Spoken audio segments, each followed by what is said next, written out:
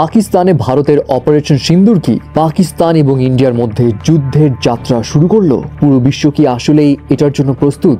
বাংলাদেশের উপর কতটা ভয়ানক প্রভাব পড়বে এর ফলে?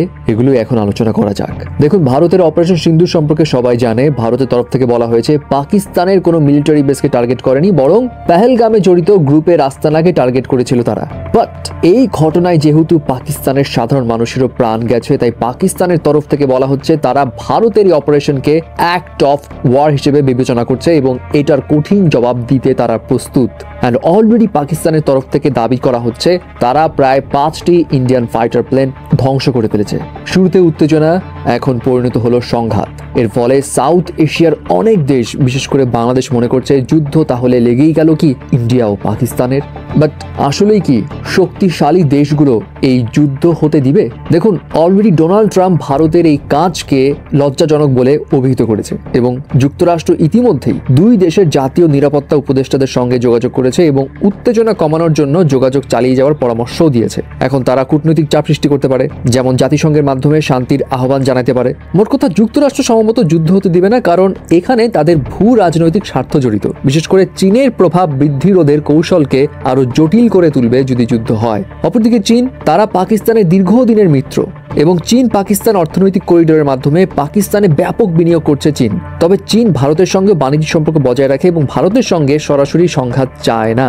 ইনফ্যাক্ট জাতিসংঘের মহাসচিব আন্তোনিও গুতেরেস, তিনিও উভয় দেশকে সর্বোচ্চ সংযম দেখানোর আহ্বান জানিয়েছে। উত্তেজনা কমাতে দুই দেশকে বসার প্রস্তাবও দিয়েছে। বাট পাকিস্তানের তরফ থেকে বলা হচ্ছে ভারত যদি আগ্রাসী মনোভাব পরিহার করে তাহলে তার আলোচনায় বসবে, আদারওয়াইজ পাকিস্তান চুপ থাকবে না। সর্বোপরি শক্তিশালী দেশগুলো নিজেদের স্বার্থ এবং বিশ্বব্যাপী প্রভাব বিবেচনা করেই পূর্ণাঙ্গ যুদ্ধ হতে হয়তো দিবে না। বাট তারপরেও যদি যুদ্ধ লেগে যায় তাহলে কি ক্ষতি হতে পারে? দেখুন, দুইটা দেশই কিন্তু পারমাণবিক শক্তিশালী দেশ এবং 2019 সালের একটা গবেষণায় বলা হয় এই যুদ্ধে প্রায় 125 মিলিয়ন মানুষ, মানে প্রায় 12.5 কোটি মানুষের প্রাণ যেতে পারে, যেটা যুক্তরাষ্ট্র, চীন বা রাশিয়ার মতো দেশের জন্য মোটেও অ্যাকসেপ্টেবল নয়। নট অনলি দ্যাট, বিশ্বব্যাপী শেয়ার বাজারে ধস নামতে পারে, বিশ্বব্যাপী জ্বালানির দাম বাড়তে পারে, বিকজ মধ্যপ্রাচ্য থেকে যে সমস্ত তেল বা জ্বালানি আসে তার বেশিরভাগ আসার গুরুত্বপূর্ণ রুট হচ্ছে ভারত পাকিস্তানের সমুদ্র অঞ্চল অ্যান্ড বাংলাদেশ।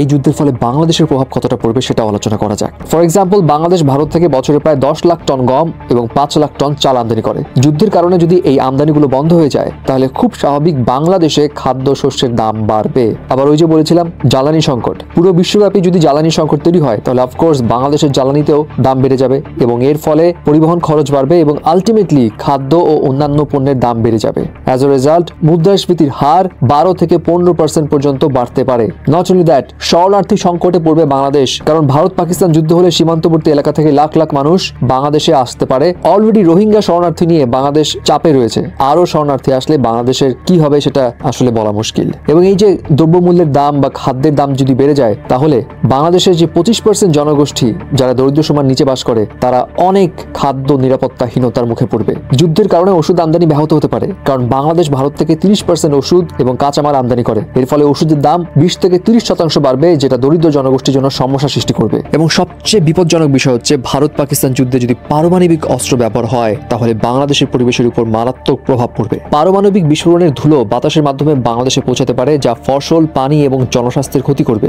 ইনফ্যাক্ট পারমাণবিক যুদ্ধের কারণে নিউক্লিয়ার উইন্টার নামক একটি অবস্থা সৃষ্টি হতে পারে, যেখানে সূর্যের আলো বাধাগ্রস্ত হয়, তাপমাত্রা কমে যায়। এর ফলে বাংলাদেশের কৃষি উৎপাদন যেমন ধান বা অন্যান্য খাদ্যশস্য 20 থেকে 30% কমে যেতে পারে। সব কথা শেষ কথা, সাউথ এশিয়া তো নয়, ইনফ্যাক্ট পুরো বিশ্ব ভারত পাকিস্তানের পূর্ণাঙ্গ যুদ্ধের জন্য মোটেও প্রস্তুত নয়।